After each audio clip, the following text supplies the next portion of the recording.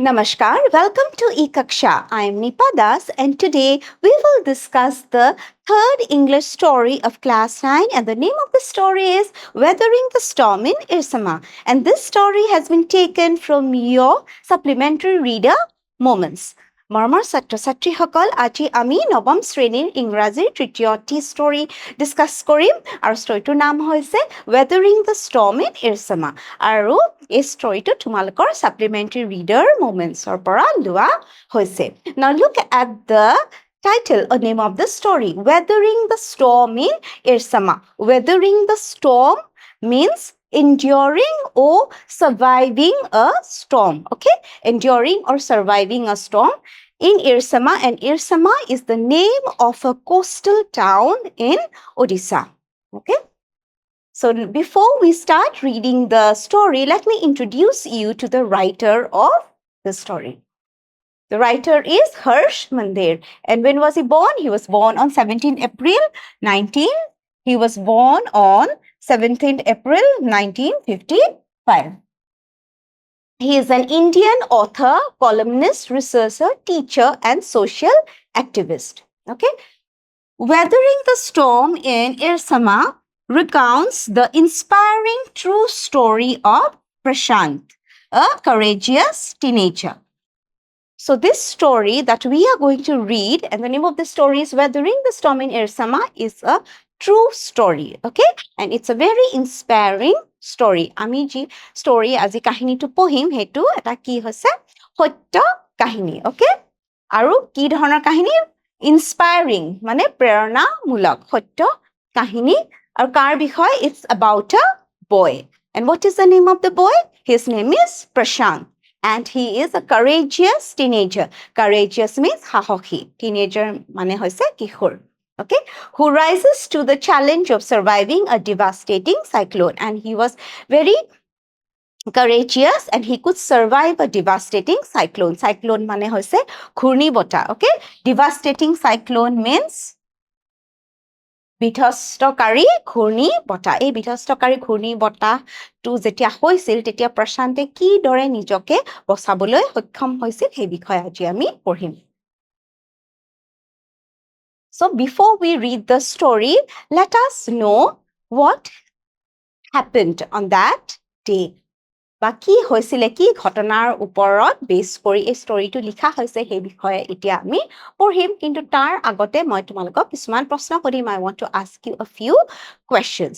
So have you heard about natural disasters or natural calamities? তোমালোকে নিশ্চয় শুনিছা প্ৰাকৃতিক দুৰ্যোগ কিছুমান হয় যেনে ধৰা earthquake, cyclone, landslide, flood, tsunami এইবোৰৰ বিষয়ে তোমালোকে শুনিছা হয়নে ভূমিকম্প হয় ঘূৰ্ণী বতাহ হয় হয়নে tsunami হয় বানপানী হয় বিভিন্ন these are all natural calamities okay a natural disaster hey dhorone today we are going to read about the cyclone that happened in Orissa thwa cyclone ba ঘূৰ্ণী বতাহৰ বিষয়ে আমি পঢ়িম so before we read so the cyclone that hit Orissa in October 1999 killed thousands of people and devastated hundreds of villages. So, a story to base to ki hoise kitiar kotha 1999 or kotha. Okay? Teta ki hoisile in 99 the cyclone hit Orissa. Okay, cyclone mane hoise ঘূৰ্ণী বতাহ 1999 ত ঘূৰ্ণী বতাহ হৈছিলে Orissa আৰু তেতিয়া কি হৈছিলে the cyclone killed thousands of people হাজাৰ হাজাৰ লোকৰ এই ঘূৰ্ণী বতাহত মৃত্যু হৈছিল and devastated hundreds of villages devastated mane বিধ্বস্ত কৰা okay আৰু শ গাঁও কি হৈছিলে ধ্বংস হৈ গৈছিল বা বিধ্বস্ত হৈছিল এই ঘূৰ্ণী বতাহ For 2 dreadful nights, Prashant, the young man, was marooned on the roof of a house. আৰু আগতেও মই কৈছো যে আমি এই কাহিনীটোক প্ৰশান্তৰ বিষয়ে পঢ়িম এটা সত্য কাহিনী হয়নে প্ৰেৰণামূলক কাহিনী তাৰছত কি হৈছিলে এই যে ঘূৰ্ণী বতাহ হৈছিল তেতিয়া প্ৰশান্তে দুটা ৰাতি কটাইছিল এটা ঘৰৰ চাদৰ ওপৰত okay He was marooned on the roof of a house. Marooned মানে হৈছে আবদ্ধ বা বিচ্ছিন্ন হৈ আছিলে. On the third day, he decided to go to his village. Did he find his family? আৰু দুদিন তেনেকৈয়ে থাকিলে.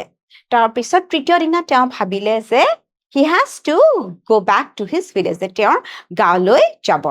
আৰু আমাৰ মনলৈ প্ৰশ্ন আহিব, did he find his family? যে তেওঁ নিজৰ পৰিয়ালক লগ পায়নে? উত্তৰটো আমি কেতিয়া পাম? We will get the answer only when we read the story. So let's get started.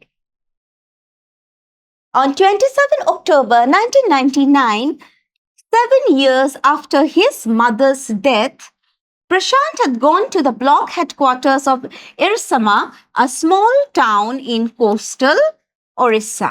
So what happened? On 27 October 1999, 7 years after his mother's death. So, আমি কেতিয়াৰ কথা পঢ়ি আছো 27 October 1999 আৰু তাৰ 7 বছৰ আগতে প্ৰশান্তৰ মাক ঢুকাইছিল. Okay? Prashant had gone to the block headquarters. আৰু সেইদিনা প্ৰশান্তে ক'ত গৈছিলে? Block headquarters. Headquarters হৈছে মুখ্য কাৰ্যালয়. ইৰছামা মানে এই ঠাইখনৰ মই যে প্ৰথমে তোমালোকক কৈছে ঠাইখনৰ মুখ্য কাৰ্যালয়লৈ গৈছিল. আৰু ইৰছামা কি হৈছে? A small town. সৰু এখন চহৰ ক'ত? In coastal Orissa. Coastal মানে হৈছে উপকূলীয়. Okay? উপকূলীয় ওড়িশাৰ সেই ঠাইখনলৈ গৈছিল. ক'ত? ইৰছামাৰ হেডকোৱাৰ্টাৰলৈ গৈছিল. কেতিয়া? 27 October 1999. Some 18 kilometers from his village. আৰু তাত হেডকোৱাৰ্টাৰ্ছ কিমান দূৰ আছিলে মুখ্য কাৰ্যালয়? তেওঁৰ গাঁৱৰ পৰা 18 kilometers. Okay? 18 কিলোমিটাৰ দূৰত্বত আছিলে. তালে গৈছিল. To spend the day with a friend. আৰু তাত কিয় গৈছিলে? Why did Prashant go there? He went there to meet his friend or to spend the day with his friend. তেওঁৰ এজন বন্ধুৰ লগত দিনটো কটাবলৈ তালে গৈছিল. Okay? In the evening, a dark and menacing storm quickly gathered. কিন্তু সন্ধিয়ালে হঠাৎ কি হৈ গ'ল? চোৱা. A dark and menacing storm.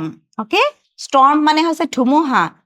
Menacing মানে হৈছে ভয়ংকৰ ধুমুহা এটা কি হ'ল? হঠাৎ আৰম্ভ হৈ গ'ল. Quickly gathered মানে হঠাৎ. Okay? হঠাৎ মানে আৰম্ভ হৈ গ'ল. কি আৰম্ভ হৈ গ'ল? এটা ভয়ংকৰ ধুমুহা আৰম্ভ হৈ গ'ল. Winds beat against the houses with a speed and fury that Prashant had never witnessed before. আৰু কি হ'ল? যেতিয়া ধুমুহাটো ভয়ংকৰ ধুমুহা আৰম্ভ হ'ল আৰু কি হ'ল? Winds beat against the houses. তাৰমানে বতাহবোৰে কি? বতাহ আহি ক'ত খুন্দিয়ালে? ঘৰবোৰক খুন্দিয়ালে. ইমান বেগত আহিলে. With a speed and fury that Prashant had never witnessed before. আৰু ইমান এটা উগ্ৰ ৰূপত, ৰুদ্ৰ মূৰ্তি ধৰি ইমান গতিত আহিলে ধুমুহাটো যে এনেধৰণৰ ধুমুহা প্ৰশান্তে কেতিয়াও দেখা নাছিল. Okay? Witness মানে দেখিছিল. কেতিয়াও এনেকুৱা দেখা নাছিল. ইমান উগ্ৰ বা ৰুদ্ৰ মূৰ্তিত ইমান বেগত হে কি বতাহটো আহি ঘৰবোৰত খুন্দিয়ালে. Heavy and incessant rain filled the darkness.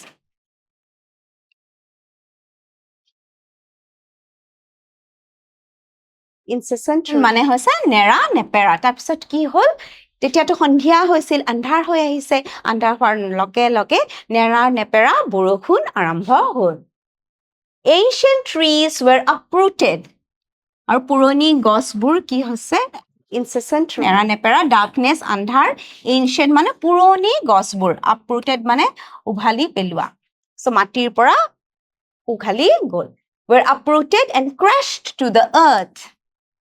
চূৰ্ণ বিচীৰ্ণ হৈ গ'ল মানে গছবোৰ, সেই পুৰণি ডাঙৰ ডাঙৰ গছবোৰ ভাঙি টুকুৰা টুকুৰ হৈ গ'ল. Screams rent the air as people and houses were swiftly washed away. Screams rent. That means Prashante চিঞৰ বাখৰ শুনিব পালে. People started screaming. They were so scared. Screams rent the air as people and houses were swiftly washed away.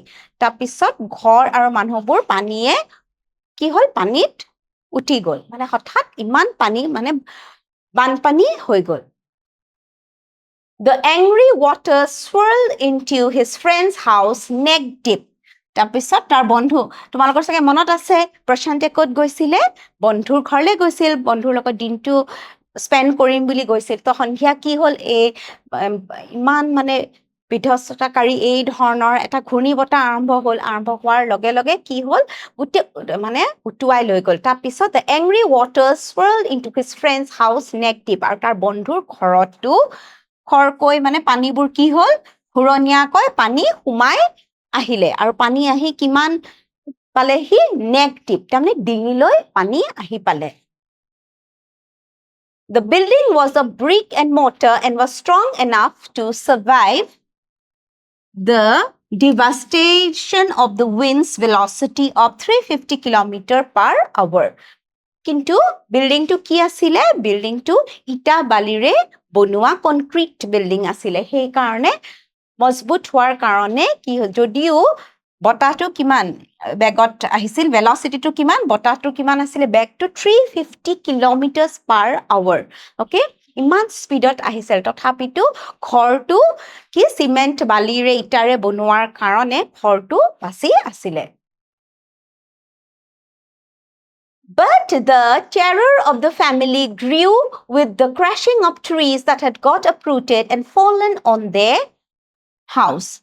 But the cold terror of the family grew with the crashing of trees. কিন্তু ঘৰৰ মানুহবোৰ তেওঁলোক সন্ত্ৰাসিত হৈ গ'ল যেতিয়া দেখিলে যে কি গছবোৰ আহি উখালি আহি মাটিৰ পৰা গোটেই গছবোৰ উৰি গ'ল বা পৰি গ'ল আৰু ক'ত পৰিলে তেওঁলোকৰ ঘৰত আহি পৰিলেহি Sometime in the middle of the night, damaging its roof and walls. মাজৰাতি কি হ'ল ৰাতি তেনেকে গছবোৰ আহি গোটেই তেওঁলোকৰ ঘৰতে পৰিলে damaging its roof and walls damaging মানে ক্ষতি হ'ল তেওঁলোকৰ ছাদ বা ঘৰৰ বেৰবোৰৰ ক্ষতি হ'ল The crazed destruction wrought by the cyclone The crazed destruction মানে প্ৰচণ্ড যিটো ধ্বংস মানে পাগলৰ নিচিনা এটা ধুমুহা বুজিছা ঘূৰ্ণী বতাহ The crazed destruction প্ৰচণ্ড ধ্বংস wrought মানে আনিলে wrought by the cyclone ঘূৰ্ণী বতাহে যিটো প্ৰচণ্ড ধ্বংস আনিলে and the surge of the ocean continued for the next 36 hours আৰু সাগৰৰ পানীটো বাঢ়িহে উঠি থাকিল আৰু গোটেই পানী আহি বানপানী হৈ গ'ল continued for the next 36 hours আৰু 36 hours এইটো এইদৰে continue মানে হৈ থাকিলে although wind speeds had reduced somewhat by the next morning cyclone মানে ঘূৰ্ণী বতাহ although মানে যদিও বতাহৰ কি গতিটো লাহে লাহে অলপ নিম্নগামী বা অলপ কমি গ'ল next morning ৰাতিপুৱা কি হ'ল অলপ নিম্নগামী হ'ল কিছু পৰিমাণে হ'লেও বতাহৰ যোনটো স্পীড আছিলে গতি বা বেগটো অলপ কমিলে To escape the waters rising in the house, Prashant and his friend's family had taken refuge on the roof. পানী যে বাঢ়ি আছিলে তোমালোকে চাগে দেখিছা ফটোখনলৈ চোৱা okay this is the picture of a cycloneত চোৱাচোন কেনেকুৱা হৈছে পানী একদম আহি ঘৰ আহি পাইছে আৰু প্ৰশান্তৰ ফ্ৰেণ্ডৰ বন্ধুৰ ঘৰৰ ভিতৰতো পানী সোমাল আৰু পানী কিমান ডিঙিলৈ আহি পাইছে তোমালোকক মই তেতিয়া আগতে আমি পঢ়িলো তাৰপিছত এতিয়া কি হ'ল সেই পানীৰ পৰা ৰক্ষা পাবলৈ প্ৰশান্তৰ বন্ধু আৰু প্ৰশান্তে কি কৰিলে to escape the water rising in the house Prashant and his friends family had taken refuge on the roof rising মানে বৃদ্ধি পোৱা refuge লোৱা মানে আশ্ৰয়স্থল ক'ত আশ্ৰয় ল'লে তেওঁলোকে ওপৰলৈ উঠি গ'ল আৰু চাদৰ ওপৰত আশ্ৰয় ল'লে যিহেতু তলত পানী কি ডিঙিলৈ পানী আহি পাইছে সেইকাৰণে ওপৰলৈ যাবলৈ বাধ্য হৈ গ'ল তেওঁলোকে তালে পলাই গ'ল আশ্ৰয় ল'বলৈ Prashant will never forget the shock he experienced at his first glimpse আৰু এই প্ৰথম যে আভাস মানে প্ৰথম এনেকুৱা এটা ঘটনা দেখিছে সেইটো দেখি যিটো অভিজ্ঞতা হ'ল বা অনুভৱ হ'ল সেইটো প্ৰশান্তে জীৱনত কেতিয়াও পাহৰিব নোৱাৰে প্ৰথমে কি হ'ল ঘূৰ্ণী বতাহ হ'ল হয়নে প্ৰচণ্ড ঘূৰ্ণিবতাহ হঠাৎ তাৰ পিছত কি হ'ল সাগৰৰ পানীবোৰ উঠি আহিলে আৰু গোটেই পানীবোৰ ঘূৰণীয়াকে আহি মানুহৰ ঘৰৰ ভিতৰত সোমাল বহুত ঘৰ গছ উটুৱাই লৈ গ'ল আৰু প্ৰশান্ত আৰু তাৰ বন্ধুৰ পৰিয়ালে ক'ত পলাইছে তেওঁলোকে ঘৰটোৰ ওপৰত বিল্ডিঙৰ ওপৰত ৰুফত চাদৰ ওপৰত গ'ল উঠি of the devastation wrought by the super cyclone in the grey light of the early morning. A raging, deadly brown sheet of water covered everything as far as the eye could see.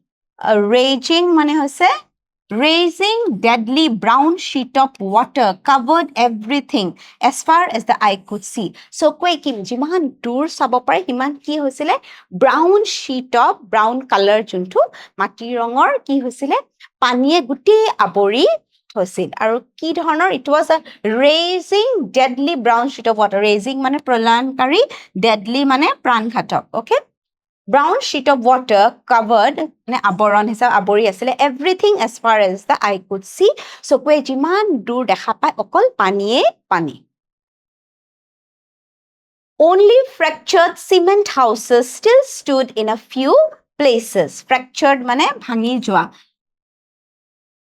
কিছুমান ঠাইতে cement বা কংক্ৰিটৰ ঘৰ কিছুমান ভাঙি যোৱা ঘৰ অত দূৰ দূৰণিত এটা দুটাহে দেখা পোৱা গৈছে আৰু everything was what covered with water. Look at the picture. Swasun, look at the destruction. Bloated animal carcasses and human corpses floated in every direction.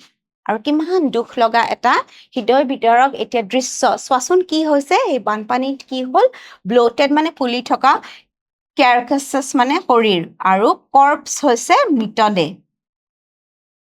ফুলি থকা কি জন্তুৰ শৰীৰ আৰু human corpses মানে মানুহৰ মৃতদেহবোৰ সেইবোৰ কি floated in every direction floated মানে উপঙি থকা direction মানে দিশ in every direction মানে বিভিন্ন প্ৰত্যেকটো দিশে কি দেখা পালে প্ৰশান্তে যে ফুলি থকা জীৱ-জন্তুৰ শৰীৰ মানুহৰ মানৱ মৃতদেহ এইবোৰ গোটেই পানীত উটি উপঙি আছিলে all round even huge old trees had fallen আৰু খুব পুৰণি ডাঙৰ গছবোৰো তেনেকে পানীত উটি আহি আছিল পৰি গৈ Two coconut trees had fallen on the roof of their house. আৰু ঘৰৰ তেওঁলোকৰ চাদৰ ওপৰত কি আহি পৰিল দুডাল নাৰিকল গছ Two coconut trees.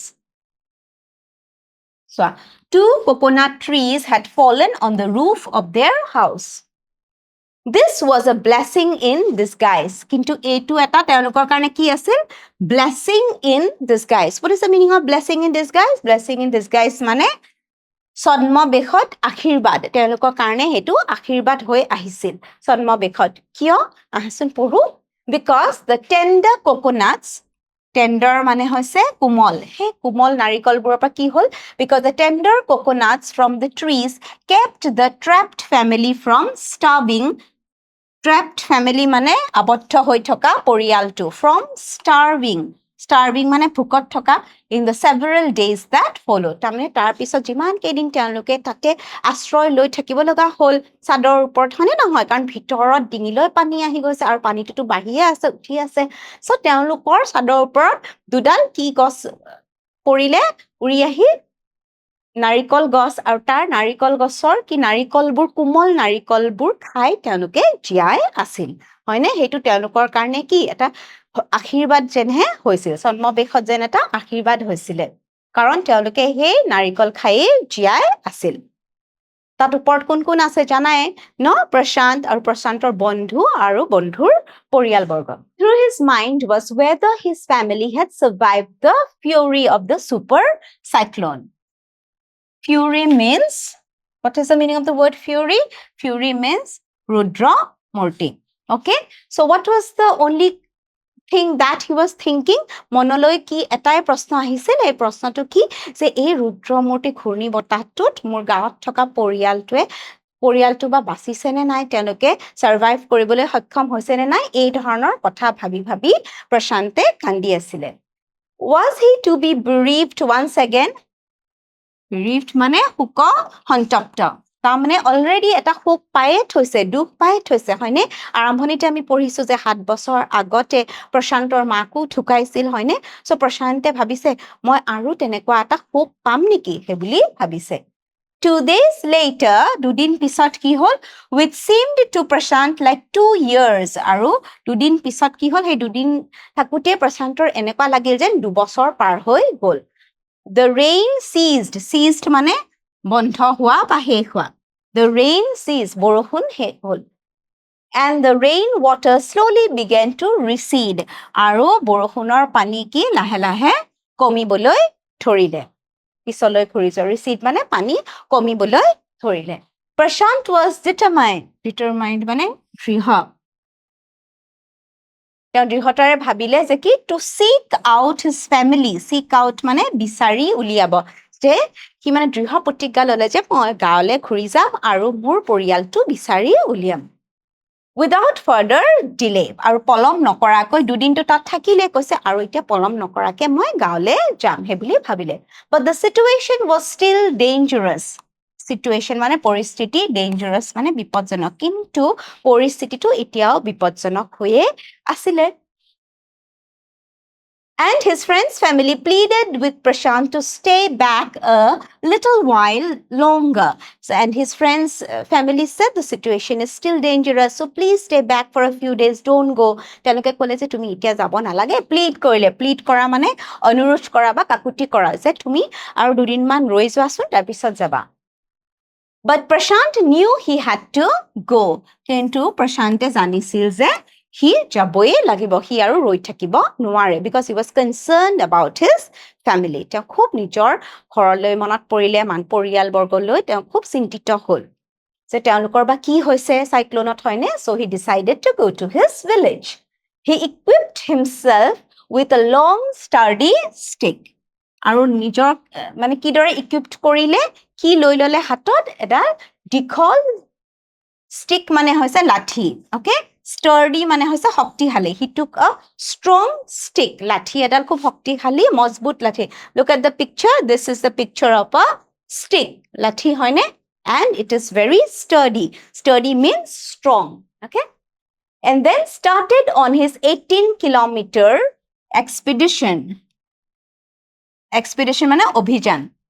গম পাইছিলাই ন তাৰ গাঁওখন কিমান দূৰ? 18 কিলোমিটাৰ ন? Back to his village through the swollen flood waters. আৰু সেই যে বানপানীৰ পানীৰ মাজেৰে প্ৰশান্তে খোজকাঢ়ি ঘৰলৈ গ'ল আৰু হাতত কি ল'লে? এডাল মজবুত বা শক্তিশালী লাঠি লৈ ল'লে। কিয় ল'লে গম পাইছা ন? কাৰণ পানী আছে ন, পানীটো বহুত ওপৰলৈ আহি গ'ল। চ' কিমান দূৰ পানী আছে? So he wanted to know. So he took the stick along with him. It was a journey he would never forget. Forget মানে পাহৰা। আৰু এই যাত্ৰাটো তেওঁ কেতিয়াও জীৱনত পাহৰিব নোৱাৰে। He constantly মানে অবিৰত। He constantly had to use his stick to locate the road. Okay? Locate মানে বিচাৰি উলিওৱা। আৰু সেই লাঠিডালেৰে ৰাস্তাটো বিচাৰি উলিয়াইছিলে। কিয় গম পাইছানে? কাৰণ চাৰিওকাষে পানী, হয়নে? Everything was full of flood water, হয়নে? বানপানী হৈছিলে, ৰাস্তাটোতো বিচাৰি নাপায়। চ' এই লাঠিডালৰ সহায়ত এনেকে কি ৰাস্তাটো বিচাৰি উলিয়াইছে। To determine whether, determine মানে নিৰ্ণয় কৰা, to determine where the water was most shallow. Shallow মানে তৰাং বা বাম। At places it was waist deep and progress was slow. আৰু লাঠিডালেৰে এনেকে he used to check যে কিমান পানী আছে, পানী কিমান দ, how deep the water was. আৰু কিছুমান ঠাইত পানী it was waist deep. Waist deep মানে পানী কঁকাললৈ আহিছিল। আৰু তেনেকুৱা অৱস্থাত progress was slow মানে আগবাঢ়িবলৈ খুব it was not easy for him to move ahead. আগবাঢ়ি যোৱাটো খুব অসুবিধা পাইছিলে। At several points, he lost the road and had to swim. আৰু কিছুমান ঠাইত এনেকুৱা অৱস্থা হ'ল যে ৰাস্তাটো বিচাৰি নোপোৱা হ'ল আৰু সাঁতুৰি যাবলগীয়া হ'ল. So at times, at several points, he lost the road and he had to swim. Okay? So just imagine the difficulties and the challenges he faced while going back to his village. After some distance মানে দূৰত্ব, কিছু দূৰত্ব যোৱাৰ পিছত কি হ'ল? He was relieved. Relieved মানে সকাহ পালে. কিয় সকাহ পালে? To find two friends of his uncle who were also returning to their village. তাৰপিছত তেওঁৰ মনটো অকণ ভাল লাগিল, সকাহ পালে, কাৰণ কিছু দূৰত্ব যোৱাৰ পিছত তেওঁ কি পালে? তেওঁৰ খুৰাকৰ দুগৰাকী বন্ধু লগ পালে আৰু তেওঁলোকেও গাঁৱলৈ গৈ আছিল. তাৰমানে দুজন সংগী পালে, হয়নে? They decided to move ahead together. আৰু তেওঁলোকে একেলগে গাঁৱলৈ যোৱা আৰম্ভ কৰিলে, গৈ থাকিলে. Okay, so students, we have come to the end of part 1 of weathering the storm in Ersama. আশা কৰো তোমালোকে বুজি পাইছা. To see if you have understood, let me ask you a few questions. তোমালোকে উত্তৰ দিবলৈ চেষ্টা কৰিবা মোৰ লগত. What event caused the destruction in Orissa in October 1999? A severe earthquake, a super cyclone, a volcanic eruption, a massive flood. A super cyclone. Number 2, what kept Prashant and his friends' family from starving while stranded on the roof?